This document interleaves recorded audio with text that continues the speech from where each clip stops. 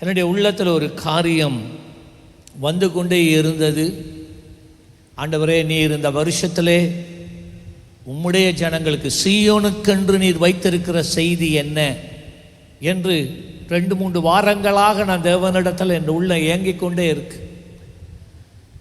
அப்போதான் ஆண்டவர் இந்த காரியத்தை எனக்குள்ளே வைத்து கொண்டு இருந்தார். ஆனால் அதில் இன்னொரு காரியம் என்னுடைய உள்ளத்தில் இருந்த ஒரு இம்ப்ரெஷன், ஒரு பாரம். இந்த 2026ஆம் ஆண்டு மிகுந்த ஒரு பயங்கரமான ஒரு ஆண்டாக இருக்க போகிறது.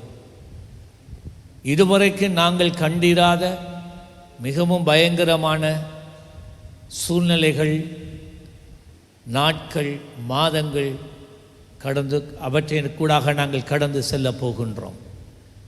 இதுவரைக்கும் கண்டிராத பெரிய அசைவுகள் இந்த 2026ஆம் ஆண்டு வருஷத்தில் நாம் முகம் கொடுக்க போகின்றோம். பயங்கரமாக இருக்கும்.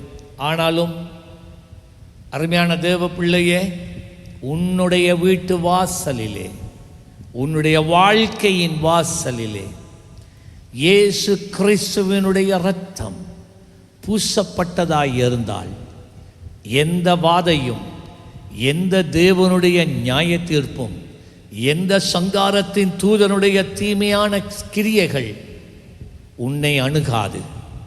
சங்காரத்தின் தூதனானவன் இந்த இரத்தத்தை கண்டதுமே உன் வீட்டை, உன் வாழ்வை, உன்னுடைய எல்லைகளை விட்டு விட்டு அவர் கடந்து போய் விடுவார். நல்ல கையை தட்டி ஆண்டவருக்கு நன்றி சொல்லுங்க. ஹல்லேலூயா.